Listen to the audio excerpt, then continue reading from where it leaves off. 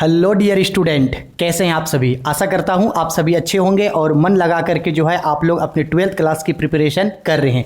आज के इस वीडियो में हम अकाउंटेंसी क्लास 12 का जो फंडामेंटल चैप्टर पढ़ रहे हैं उस फंडामेंटल चैप्टर का अकाउंटिंग फॉर पार्टनरशिप फंडामेंटल का बहुत important topic profit and loss appropriation account यानी लाभ हानि विनियोजन या नियोजन खाता के बारे में पढ़ेंगे। इस वीडियो में मैं आपको बताऊंगा कि profit and loss appropriation account क्या होता है, इसको पार्टनरशिप फॉर्म के द्वारा क्यों बनाया जाता है, profit and loss appropriation account का क्या फीचर्स है, क्या विशेषता है और साथ ही साथ profit and loss appropriation account बनाने का फॉर्मेट। हाँ, बहुत सारे स्टूडेंट को अकाउंट्स में फॉर्मेट बनाने में बहुत ज़्यादा दिक्कत होता है और दिक्कत इसलिए होता है कि आप लोग जो हो फॉर्मेट को रट लेते हो, उसके पीछे उसके कॉन्सेप्ट उसके लॉजिक को नहीं समझते हैं। अब जब आप कॉन्सेप्ट को ही नहीं समझते हैं इस वजह से जो है अकाउंट्स जैसा ईजी सब्जेक्ट भी आप लोगों को हार्ड लगता है। तो अगर आप अकाउंट्स में अच्छा स्कोर करना चाहते हैं तो आपको सबसे पहला काम उसके पीछे के कॉन्सेप्ट उसके पीछे के लॉजिक को समझना है। इसलिए मैं बार बार आप लोगों को प्रेफर करता हूं कि आप लोग जो हो हमेशा अपने कॉन्सेप्ट पे जो ज़्यादा से ज़्यादा फोकस करना और अपने फंडामेंटल्स को ज़्यादा से ज़्यादा मजबूत करना। ठीक है, तो आओ अब मैं आपको profit and loss appropriation account के बारे में डिटेल्ड में एक एक चीज़ सब कुछ बताता हूं। बिना वीडियो को स्किप करके शुरू से लेकर लास्ट तक जरूर देखना।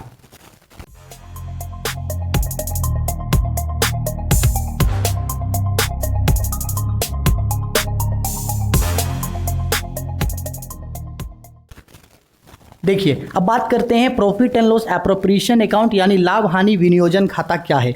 तो ध्यान से समझना, profit and loss appropriation account जो है वो प्रॉफिट एंड लॉस अकाउंट का एक्सटेंशन है। एक्सटेंशन मतलब हमको पता है कि हम लोगों ने क्लास 11th में trading and profit and loss account पढ़ा था। तो trading and profit and loss account बनाने के बाद जो पीएल अकाउंट बनाया जाता है उसी पीएल अकाउंट का ये एक्सटेंशन है। किसका एक्सटेंशन है? प्रॉफिट एंड लॉस अकाउंट का एक्सटेंशन है, जिसको पार्टनरशिप फॉर्म के द्वारा डिविजिबल प्रॉफिट या नेट प्रॉफिट के बंटवारे के लिए बनाया जाता है। यानी साझेदार जिस साझेदारी फार्म को चलाते हैं उस फार्म में उन लोगों को जो प्रॉफिट हुआ है उस प्रॉफिट का बंटवारा के लिए वो लोग जो अकाउंट बनाता है वही लाभ हानि विनियोजन या नियोजन खाता होता है। ये लाभ हानि खाते का एक विस्तार रूप है। ठीक है, profit and loss appropriation account एक नॉमिनल अकाउंट यानी कि एक नाममात्र खाता है। नॉमिनल अकाउंट है यानी इसके डेबिट में एक्सपेंसेस एंड लॉसेस को दिखाएंगे और क्रेडिट में इनकम एंड गेन को दिखाएंगे। इसके बाद प्रॉफिट एंड लॉस एप्रोप्रिएशन के अंदर में उन्हीं चीजों को दिखाया जाता है जिस चीज के बारे में पार्टनरशिप डीड में यानी साझेदारी संलेख में बताया गया हो। जैसे मान लो कि अगर 3 पार्टनर बिजनेस को चलाते थे, ए, बी और सी। अब जब ये 3 पार्टनर बिजनेस को चलाते थे तो जाहिर सी बात है बिजनेस में इन लोगों का कुछ ना कुछ कैपिटल लगा होगा और बिजनेस को जिस तरह से चलाते होंगे तो ये लोग पहले से ही डिस्कस कर लिए होंगे कि प्रॉफिट एंड लॉस को किस रेशियो में बांटेंगे, कैपिटल पे कितना इंटरेस्ट मिलेगा, कितना ड्राइंग्स करेंगे, ड्राइंग्स पे कितना इंटरेस्ट काटा जाएगा, किस पार्टनर को किस तरीके से सैलरी मिलेगा, कमीशन किस तरीके से मिलेगा। तो जिन चीज़ों का उल्लेख यानी जिन चीज़ों के बारे में पार्टनरशिप डीड साझेदारी संलेख में बताया गया होता है उन्हीं चीज़ों को हम लोग profit and loss appropriation account यानी लाभ हानि खाते में दिखाते हैं। लाभ हानि खाते में ज़्यादा चीज़ नहीं जाता है। लाभ हानि खाते में interest on drawing, interest on capital, partner salary, commission, remuneration, इन्हीं जैसे कुछ कुछ चीज़ों को दिखाया जाता है और लास्ट में profit and loss appropriation account बनाने से नेट प्रॉफिट या नेट लॉस का पता चलता है, लेकिन जनरली नेट प्रॉफिट ही आता है। उस प्रॉफिट को हम लोग पार्टनर्स के बीच जो उन लोगों का प्रॉफिट शेयरिंग रेशियो होता है उस रेशियो में हम लोग बांट देते हैं। ठीक है, यही होता है। अब इसके बाद लाभ हानि विनियोजन खाता यानी profit and loss appropriation account का विशेषता। तो विशेषता में देखो क्या क्या लिख सकते हैं। पहला, यह एक नाममात्र खाता यानी एक नॉमिनल अकाउंट होता है। दूसरा, ये प्रॉफिट एंड लॉस का एक्सटेंशन यानी लाभ हानि खाते का एक विस्तार रूप होता है।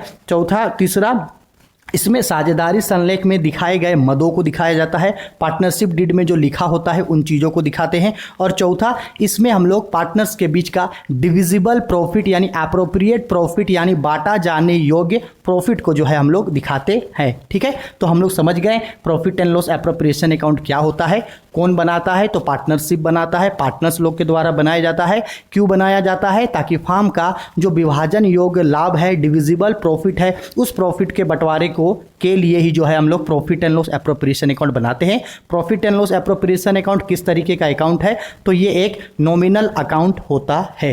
ठीक, आया समझ में? इसका पूरा थ्योरी कॉन्सेप्ट समझ में आ गया क्यों बनाते हैं। अब profit and loss appropriation account बनाने का फॉर्मेट बहुत ही इजी है, बहुत ही इजी है एकदम।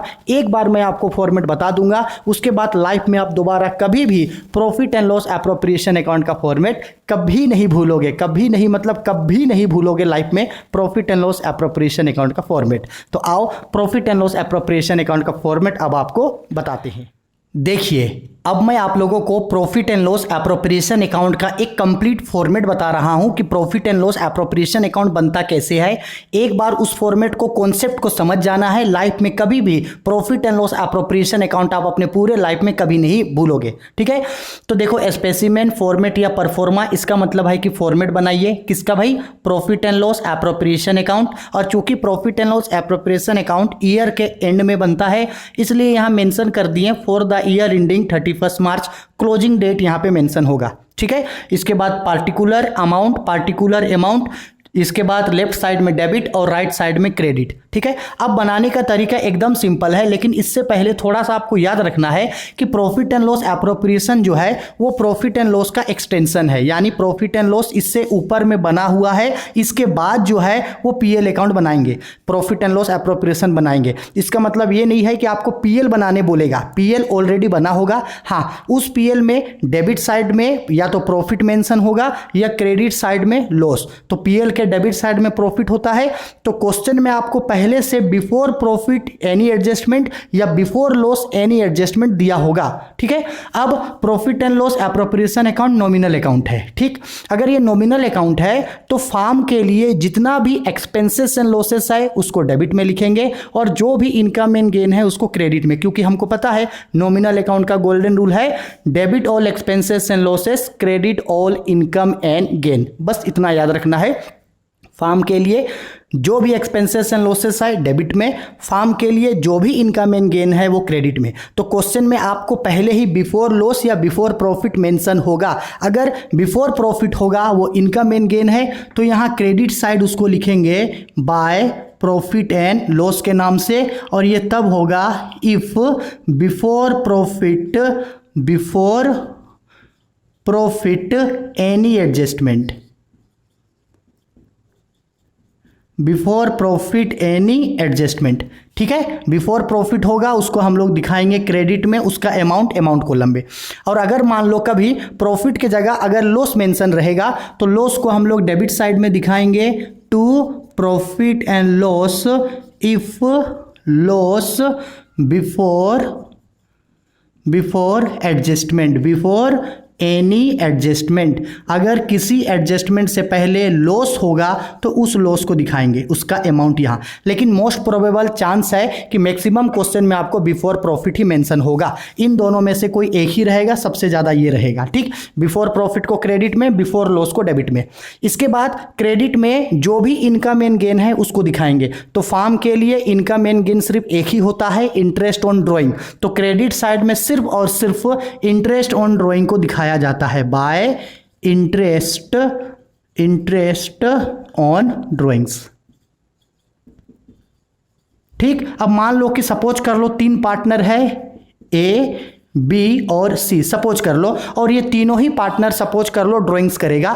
तो इन तीनों ही पे इंटरेस्ट ऑन ड्राइंग काटेंगे, ठीक है। इंटरेस्ट ऑन ड्राइंग काटने के बाद जो है इसका अमाउंट को जो है हम लोग यहाँ बाहर दिखाएंगे। इंटरेस्ट ऑन ड्राइंग काटने का अलग अलग मेथड होता है, वो पहले के वीडियो में आप लोगों को मैंने पढ़ा दिया था। अगर उसको नहीं देखे हैं तो आई बटन या डिस्क्रिप्शन में जाके देख लेना, ठीक है। क्रेडिट में सिर्फ इंटरेस्ट ऑन ड्राइंग जाएगा। इसके बाद पार्टनर को जो भी चीज़ मिलेगा या फार्म के लिए जो भी चीज़ एक्सपेंसेस एंड लॉसेस है उसको डेबिट में दिखाएंगे। तो जैसे पार्टनर्स को इंटरेस्ट ऑन कैपिटल मिलता है फार्म से, तो उसको यहाँ दिखाएंगे हम लोग टू इंटरेस्ट ऑन कैपिटल के नाम से, इंटरेस्ट ऑन कैपिटल। अब सपोज कर लो कि अगर 3 पार्टनर है, ए, बी और सी, अगर तीनों पार्टनर को इंटरेस्ट ऑन कैपिटल मिल रहा है तो तीनों पार्टनर का इंटरेस्ट ऑन कैपिटल को यहाँ कैलकुलेट करेंगे और तीनों को एक साथ जोड़ करके हम लोग यहाँ बाहर दिखा देंगे। चाहे तो अलग अलग भी दिखा सकते हैं, ठीक। इसके बाद अगर पार्टनर्स को कुछ और मिल रहा है, जैसे सपोज सैलरी मिल रहा है, तो सैलरी को हम लोग डेबिट में दिखाएंगे टू पार्टनर्स सैलरी के नाम से। अब जिस पार्टनर को सैलरी मिला, अगर ए को मिलेगा तो एज सैलरी, बी को मिलेगा तो बीच सैलरी, सी को मिला तो सीट सैलरी, सबको मिलेगा तो सबका सैलरी दिखाएंगे। इसके बाद उसको हम लोग बाहर दिखाएंगे। इसके साथ साथ कभी कभी पार्टनर को रेमुरेशन मिलता है, तो अगर रेमुरेशन मिलेगा तो उसको भी दिखाएंगे टू पार्टनर्स रेमुनेरेशन के नाम से। रेमुनेरेशन का मतलब होता है पारिश्रमिक। जैसे सैलरी मिलता है वैसे ही रेमुनेरेशन भी जो है वो मिलता है। इसके बाद कभी कभी मैनेजर कमीशन भी होता है। फार्म जो है वो मैनेजर्स को कमीशन भी पे करता है, तो उसको भी हम लोग दिखाएंगे टू मैनेजर्स या टू मैनेजर कमीशन के नाम से, टू मैनेजर कमीशन के नाम से।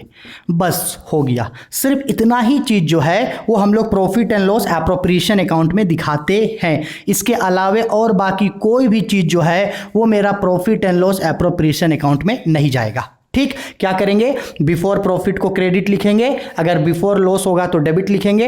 इसके बाद क्रेडिट में सिर्फ इंटरेस्ट ऑन ड्राइंग लिखेंगे क्योंकि ये फार्म को मिलता है, इनकम एंड गेन है।